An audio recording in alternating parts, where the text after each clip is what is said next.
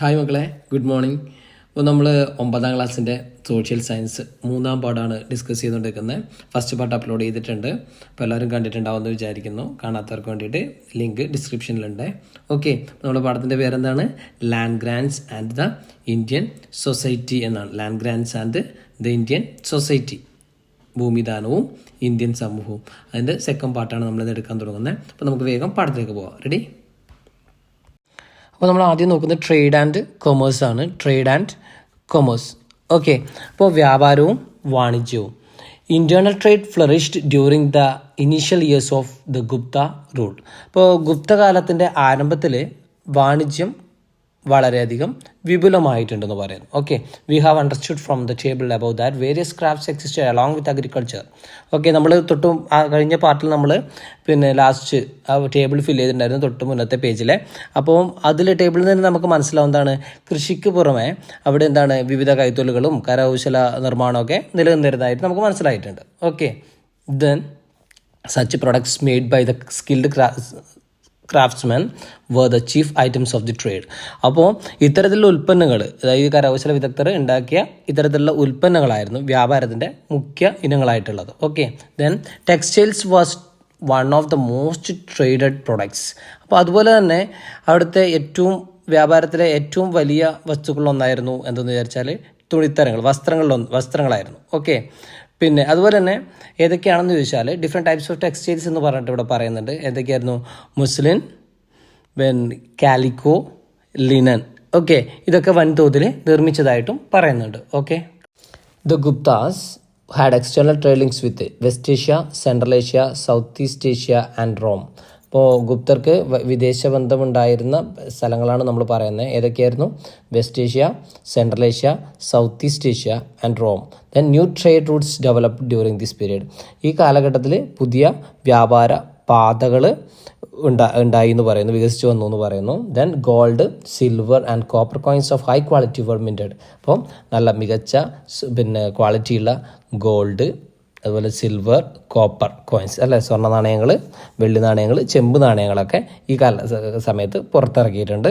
അതുപോലെ തന്നെ നെക്സ്റ്റ് പറയാം, prominent traders known as Nagarashreshthi and Satavaha. Okay, Satavaha had their role in the government. അപ്പം നഗരശ്രേഷ്ഠിന്നും സാത്തവാഹ എന്നീ വ്യാപാര പ്രമുഖർക്ക് ഭരണത്തിൽ പങ്കാളിത്തം ഉണ്ടായിരുന്നു എന്ന് പറയുന്നു. Then next Vaishali, Pataliputra, Kannauj, Shravasti, then Kausambi, Ujjaini, Mathura were important trade centres. Okay, അപ്പം എന്താണ് ഈ പറഞ്ഞ സ്ഥലങ്ങൾ ഏതൊക്കെയായിരുന്നു? വൈശാലി, പാടലിപുത്ര, കനൗജ്, ശ്രാവസ്തി, കൗസാംബി, ഉജ്ജയിനി, മധുര തുടങ്ങിയവ എന്തായിരുന്നു? പ്രധാന വ്യാപാര പട്ടണങ്ങളായിരുന്നു. ഓക്കെ, ഇതാണ് നമുക്ക് ട്രേഡ് ആൻഡ് കൊമേഴ്സിലെ നമ്മുടെ ടെക്സ്റ്റ് ബുക്കിലെ ആദ്യത്തെ ഭാഗത്ത് നമുക്ക് മനസ്സിലാക്കാനുള്ളത്. അപ്പം ശ്രദ്ധിച്ചിരിക്കുക. ഇതുവരെ പറഞ്ഞ കാര്യങ്ങൾ മനസ്സിലായിട്ടുണ്ടാവുമെന്ന് വിചാരിക്കുന്നു. നമുക്ക് അടുത്ത ഭാഗത്തേക്ക് പോവാം. India's foreign trade declined following the collapse of the Roman Empire by the 6th century CE. Another reason for this was that the Westerners had learned the techniques of silk making from the Chinese. അതായത് ഇന്ത്യയുടെ വിദേശ വാണിജ്യത്തിൽ വലിയൊരു തകർച്ച ഉണ്ടാവുകയാണ്. എന്തുകൊണ്ടാണ് തകർച്ച സംഭവിക്കുന്നത് എന്ന് വിചാരിച്ചാൽ 6ാം നൂറ്റാണ്ടോടുകൂടി റോമാ സാമ്രാജ്യം തകർന്നുപോയി. ഓക്കെ, അനദർ റീസൺ ആയിട്ട് പറയുന്നത് for this was that westerners had learn the techniques of silk making from the Chinese. അതായത് ചൈനക്കാരിൽ നിന്നും ഇവരെന്ത് ചെയ്തു? വെസ്റ്റേണേഴ്സ്, അതായത് ഈ പാശ്ചാത്യ രാജ്യത്തുള്ളവരെ പട്ടു നിർമ്മാണ വിദ്യ പഠിച്ചു. ഓക്കെ, അതും ഒരു തരത്തിൽ ഇന്ത്യയെ ബാധിച്ചിട്ടുണ്ട്. Okay, and also the next decline of foreign trade adversely affected the internal trade also. There was a dip in the movement of the craftsmen and artisans to the different parts of the country for trade purpose. അപ്പം next പറയാണ്, അപ്പോൾ കച്ചവടത്തിനായിട്ട് ഈ കരകൗശല വിദ്യക്കാരും കൈത്തൊഴിലുകാരൊക്കെ രാജ്യത്തിൻ്റെ വിവിധ ഭാഗങ്ങളിലേക്ക് പോകുന്നുണ്ടായിരുന്നു. അപ്പോൾ ഇതിൻ്റെ ഭാഗമായിട്ട് ഈ പോക്ക്, ഇങ്ങനെ ഈ കച്ചവടത്തിൻ്റെ ഭാഗമായിട്ടുള്ള പോക്ക് അങ്ങ് കുറഞ്ഞു വന്നു. അപ്പം അതിൻ്റെ ഭാഗമായിട്ട് എന്ത് സംഭവിച്ചു? This led so they confined themselves to their villages. അപ്പോൾ അവരെന്തായി, അവരുടെ ഗ്രാമങ്ങളിൽ തന്നെ ഒതുങ്ങിയിട്ട് ജീവിക്കാൻ വേണ്ടി തുടങ്ങി. This led the ruralisation of arts and crafts. അപ്പം ഈ ആർട്ടും ക്രാഫ്റ്റൊക്കെ എങ്ങോട്ട് ഒതുങ്ങിപ്പോയി, ഗ്രാമങ്ങളിലേക്ക് മാത്രം ഒതുങ്ങുന്നൊരു അവസ്ഥ വന്നു. ഓക്കെ, അപ്പോൾ അത് ഗ്രാമവൽക്കരിക്കപ്പെട്ടു എന്ന് തന്നെ പറയാം. Okay, then the slump in trade, the general decline in crafts and ruralisation led to the decay of many major towns. അപ്പം ഇത്തരത്തിൽ കച്ചവടത്തിൻ്റെ തകർച്ചയും കൈത്തൊഴിലുകളൊക്കെ ഗ്രാമത്തിലേക്ക് ഒതുങ്ങിയപ്പോൾ പല നഗരങ്ങളും തകർച്ച നേരിട്ടിട്ടുണ്ട് എന്നാണ് പറയുന്നത്. ഏതൊക്കെ സിറ്റീസ് എന്ന് പറയുന്നുണ്ട്, നമ്മൾ തൊട്ട് മുമ്പ് സിറ്റീസിൻ്റെ പേര് പറഞ്ഞിട്ടുണ്ട്. ഏതൊക്കെ സിറ്റീസ് ആണെന്ന് നോക്കിയേ, കൗസാംബി, ഹസ്തിനപുര, ദെൻ തക്ഷശില, അഹിച്ഛത്ര, ദെൻ അയോധ്യ, ഉജ്ജയിനി, മധുര. ഇവർക്കൊക്കെ അവരുടെ ഗ്ലോറി നഷ്ടപ്പെട്ടു പോയി എന്ന് പറയുന്നു. ഓക്കെ, അതിൻ്റെ പ്രഭാവം അല്ലെങ്കിൽ പ്രൗഢി നഷ്ടപ്പെട്ടു പോയി എന്നാണ് പറയുന്നത്. Okay, then places that were described by the 5th century Chinese traveler Fahian as a large cities were mentioned by the 7th century traveler Huan Tsang as villages. This description indicates the urban decay during the period. അതായത് ആ കാലഘട്ടം 5ാം നൂറ്റാണ്ടിൽ ചൈനയിൽ നിന്ന് വന്ന സഞ്ചാരിയാണ് ഫാഹിയാൻ. ഈ ഫാഹിയാൻ്റെ വിവരണത്തിൽ ഇതൊക്കെ വലിയ നഗരങ്ങളായിട്ടായിരുന്നു വിശേഷിപ്പിച്ചിട്ടുണ്ടായിരുന്നത്. പക്ഷെങ്കിൽ 7ാം നൂറ്റാണ്ടിൽ വന്ന ചൈനീസ് സഞ്ചാരി ഹുയാൻസാങ്, അതായത് ഹുയാൻസാങ്ങിൻ്റെ സഞ്ചാര വിവരണത്തിൽ ഇതൊക്കെ എന്തായിട്ടുണ്ട്, ഗ്രാമങ്ങളായിട്ട് മാറിയിട്ടുണ്ടെന്നാണ് പറയുന്നത്. ഓക്കെ, അപ്പം പ്രൗഢിയോടെ നിന്ന ഈ നഗരങ്ങളൊക്കെ പിന്നീട് ഈ തകർച്ചയ്ക്ക് ശേഷം എന്തായിട്ടുണ്ട്, ഗ്രാമങ്ങളായിട്ട് മാറിയിട്ടുണ്ട്. ഇതാണ് നമുക്ക് ട്രേഡിനെ കുറിച്ച് കംപ്ലീറ്റ്, അതായത് നമ്മുടെ ടെക്സ്റ്റ് ബുക്കിലെ ട്രേഡ് എന്ന് പറയുന്ന ഭാഗത്ത് നമുക്ക് ട്രേഡ് ആൻഡ് കൊമേഴ്സിൽ നമുക്ക് പഠിക്കാനുള്ള. ഓക്കെ, അപ്പോൾ ഇത്രയും കാര്യങ്ങൾ എല്ലാവർക്കും മനസ്സിലായിട്ടുണ്ടാവുമെന്ന് വിചാരിക്കുന്നു. ഇനി നമുക്ക് നെക്സ്റ്റ് പാർട്ടിലേക്ക് പോകാം. ഓക്കെ, സോഷ്യൽ ലൈഫ്, സാമൂഹിക ജീവിതം. ഓക്കെ, എന്താണ് സാമൂഹ്യ ജീവിതത്തിൽ പറയുന്നത് നോക്കിയേ. We have already discuss the various occupation groups shrenis that were formed in the Gupta period. നമ്മൾ ശ്രേണികൾ എന്താണെന്ന് കഴിഞ്ഞ ക്ലാസ്സിൽ നമ്മൾ പറഞ്ഞിട്ടുണ്ട് അല്ലേ. അപ്പം ഒരുപാട് തൊഴിൽ കൂട്ടങ്ങൾ, ഒക്കുപ്പേഷണൽ ഗ്രൂപ്പ്സ് രൂപം കൊണ്ടതിനെക്കുറിച്ചൊക്കെ, ആ കാലത്ത് രൂപം കൊണ്ടതിനെക്കുറിച്ച് നമ്മൾ പറഞ്ഞിട്ടുണ്ട്. The entry of new occupation groups and coming of new peoples led to the formation of number of sub divisions in the society. ഇങ്ങനെ പുതിയ തൊഴിൽക്കൂട്ടങ്ങൾ വന്നു, അതുപോലെ തന്നെ ജനവിഭാഗങ്ങൾ കുറേ കടന്നു വരുന്നു. അപ്പോൾ ഇത് എന്തിന് കാരണമായി, ഒരുപാട് സബ് ഡിവിഷൻസ് സമൂഹത്തിലുണ്ടാവാം, അല്ലെങ്കിൽ ഉപവിഭാഗങ്ങളുടെ രൂപീകരണത്തിന് കാരണമായിട്ടുണ്ടെന്ന് പറയുന്നു. Okay, it was impossible for the existing varna system to accommodate all these new occupation groups. അപ്പം നിലവിലൊരു വർണ്ണ വ്യവസ്ഥ അവിടെ നിലനിൽക്കുന്നുണ്ട്. ഈ വർണ്ണ വ്യവസ്ഥയ്ക്ക് ഈ പുതുതായിട്ട് വന്ന തൊഴിൽക്കൂട്ടങ്ങളെ എന്ത് ചെയ്യാൻ പറ്റില്ല, ഒക്കുപ്പേഷൻ ഗ്രൂപ്പ്സിനെ ഉൾക്കൊള്ളാൻ കഴിഞ്ഞില്ല. അപ്പോൾ ഈ സാഹചര്യത്തിൽ in these circumstances each occupation group became A new ജാതി ഓർ ഉപജാതി. അതുകൊണ്ട് തന്നെ പിന്നീട് വന്ന ഈ തൊഴിൽക്കൂട്ടങ്ങൾ എന്തായി, പുതിയ ജാതി അല്ലെങ്കിൽ ഉപജാതിയൊക്കെ ആയിട്ട് മാറി. ജാതി അല്ലെങ്കിൽ ഉപജാതിയായിട്ട് മാറുന്നു. ഓക്കെ, അപ്പം നെക്സ്റ്റ് സംഭവിച്ചെന്താ നോക്കിയേ. Besides the occupation groups, people who came from outside the sub continent, the forest dwellers, Nishadas and the children bone of intercaste marriage also formed new jatis. അതായത് നമ്മളിപ്പോൾ ജാതികളും ഉപജാതികളുമായി, അതുകൂടാതെ വ്യത്യസ്ത തൊഴിൽക്കൂട്ടങ്ങൾ അന്യദേശങ്ങളിൽ നിന്നൊക്കെ സബ് കോണ്ടിനെൻ്റിൽ നിന്നൊക്കെ വരുന്നു. അതുപോലെ തന്നെ വനങ്ങളിൽ താമസിച്ചിരുന്ന ആൾക്കാർ അല്ലേ, ഫോറസ്റ്റ് ഡ്വല്ലേഴ്സ്, അവരെന്ത് പേരിൽ അറിയപ്പെടുക, നിഷാദർ എന്നാണ് പറയുക. ഓക്കെ, നിഷാദാസ് എന്ന് പറയുന്നു. അപ്പോൾ ഈ അതുപോലെ തന്നെ വ്യത്യസ്ത ജാതിയിൽപ്പെട്ടവർ തമ്മിൽ കല്യാണം കഴിക്കുന്ന സമയത്ത് അവർക്ക് അതിലൂടെ ജനിക്കുന്നവർ, ഇങ്ങനെയൊക്കെ പുതിയ പുതിയ ജാതികളുണ്ടായി. അതുകൊണ്ട് തന്നെ this made the caste system more complex. അതുകൊണ്ട് തന്നെ എന്തായി, ഈ പുതിയ ജാതി വ്യവസ്ഥ ഇല്ലെങ്കിൽ ഈ കൂടുതൽ കോംപ്ലെക്സ് ആയിട്ട് മാറി, സങ്കീർണമായി എന്നാണ് പറയുന്നത്. There was no change in the position and privileges of the Brahmins, Kshatriyas and Vaishyas in the new complex system that evolved. അപ്പോൾ നമ്മൾ ഓൾറെഡി പറഞ്ഞൊരു ജാതി വ്യവസ്ഥ രൂപപ്പെട്ടിട്ടുണ്ടെന്ന്. പക്ഷേ ഈ ജാതി വ്യവസ്ഥ രൂപപ്പെട്ടപ്പോൾ നിന്നും ക്ഷത്രിയർ, വൈശ്യർ, അതുപോലെ തന്നെ ബ്രാഹ്മണർ, ക്ഷത്രിയർ, വൈശ്യർ, ഓക്കെ, ഇവർക്ക് സമൂഹം ഒരു സ്ഥാനം കൽപ്പിച്ചു കൊടുത്തിട്ടുണ്ട്. അതിൽ ഒരു മാറ്റവും വന്നിട്ടില്ല. Okay, the Chinese traveller Hiuen Tsang who visited in India in 7th century described Shudras as peasants. അതായത് 7ാം നൂറ്റാണ്ടിൽ ഇന്ത്യ സന്ദർശിച്ച ചൈനീസ് സഞ്ചാരിയാണ് ആര്, ഹുയാൻസാങ്. അപ്പോൾ അദ്ദേഹം ശൂദ്രരെ കൃഷിക്കാരെന്നാണ് വിശേഷിപ്പിച്ചിട്ടുള്ളത്. എന്തായിരുന്നു? കൃഷിക്കാർ എന്നാണ് വിശേഷിപ്പിച്ചത്. Okay, this description indicate that social status of Shudras in an agriculture society. അപ്പം ഒരു കാർഷിക സമൂഹത്തിൽ ശൂദ്രരുടെ അവസ്ഥയെ സൂചിപ്പിക്കുന്നതായിരുന്നു അദ്ദേഹത്തിൻ്റെ വിവരണം എന്ന് പറയുന്നു. Okay, then the Andhyajas who were outside the Chaturvarna system were considered untouchables. അതായത് ഇതിലെ ഒരു വിഭാഗത്തിൻ്റെ പേര് പറയാണ്, ചാതുർവർണ്ണ വ്യവസ്ഥയ്ക്ക് പുറത്താണ് അന്ത്യജർ എന്ന് പറഞ്ഞ വിഭാഗം. അവരെ എങ്ങനെയാണ് കണക്കാക്കിയെന്ന് വിചാരിച്ചാൽ അൺടച്ചബിൾസ് ആയിട്ടാണ്, തൊട്ടുകൂടാത്തവരായിട്ടാണ് കണക്കാക്കിയത്.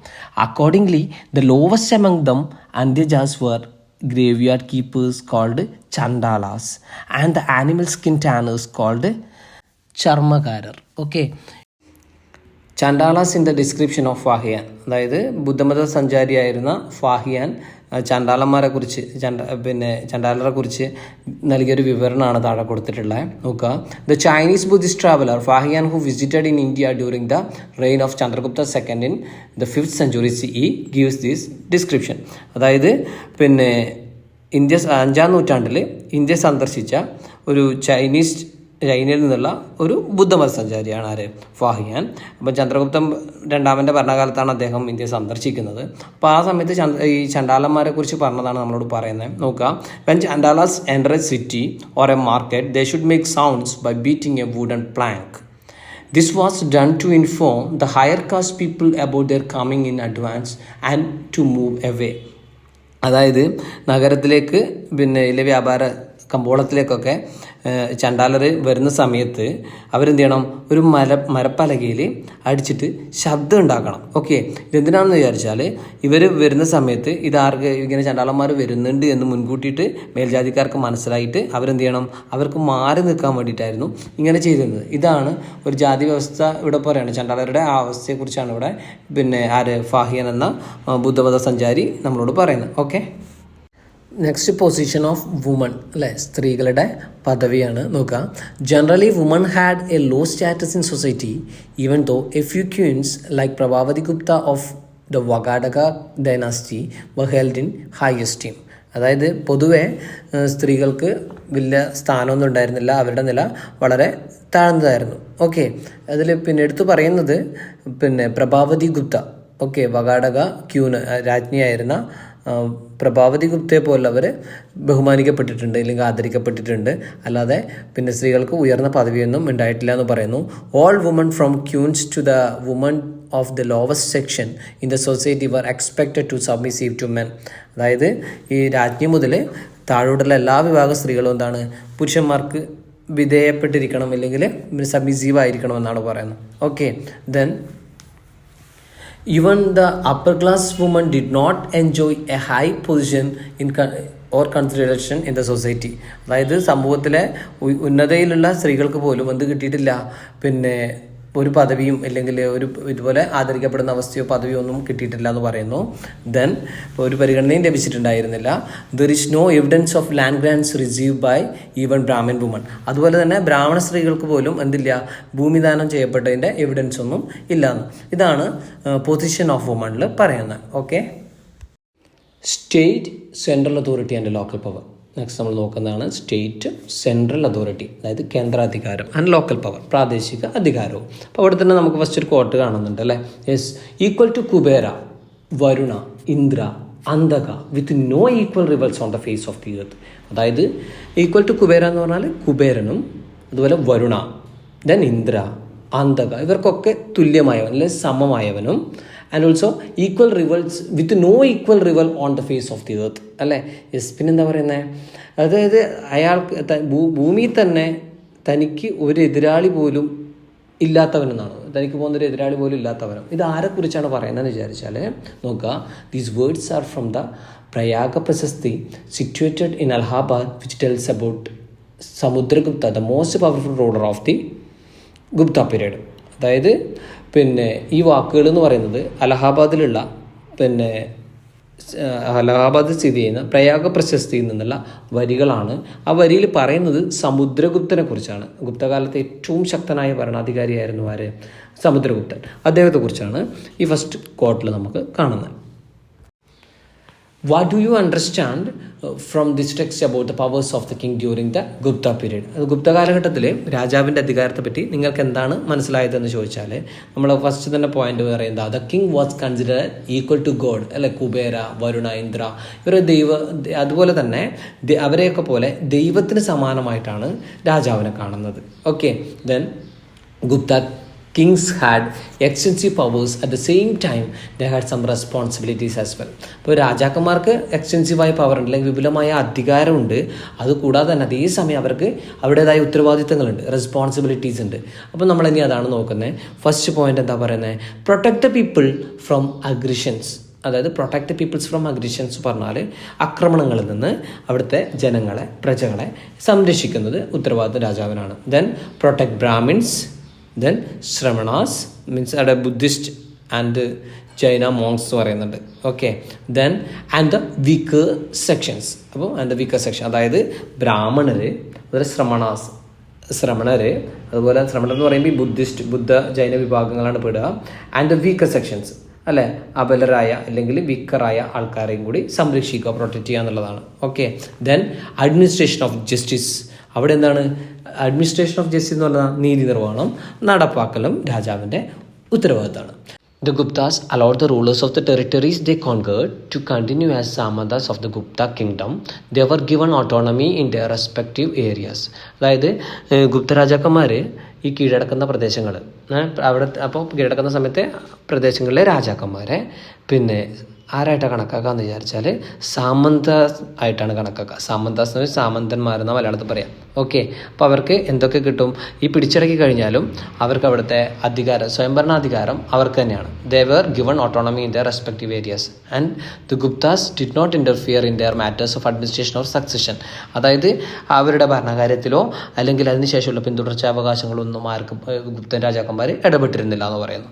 Then but they developed an elaborate administrative system in the areas were ruled. എന്നാൽ ഇവർ നേരിട്ട് ഭരിച്ച പ്രദേശങ്ങളിൽ പിന്നെ ഗുപ്താസ് എന്തുണ്ടായിരുന്നു? ഒരു വിപുലമായൊരു ഭരണ സംവിധാനം നിലനിർത്തിയിരുന്നു എന്നാണ് പറയുന്നത്. ഓക്കെ, അപ്പോൾ നമ്മുടെ ക്ലാസ് ഇന്ന് ഇവിടെ സ്റ്റോപ്പ് ചെയ്യാണ്. സെക്കൻഡ് പാർട്ട്, തേർഡ് പാർട്ടോട് കൂടി നമ്മുടെ ക്ലാസ് കംപ്ലീറ്റ് ആവും. അതിനുശേഷം നമ്മൾ നോട്ട് അപ്ലോഡ് ചെയ്ത് തരുന്നതായിരിക്കും. അപ്പോൾ എല്ലാവരും ക്ലാസ് കാണുക, ഇഷ്ടപ്പെട്ടാൽ ലൈക്ക് ചെയ്യുക, അതുപോലെ തന്നെ കമൻറ്റ് ചെയ്യുക, പിന്നെ ഫ്രണ്ട്സിനൊക്കെ ഷെയർ ചെയ്ത് കൊടുക്കുക.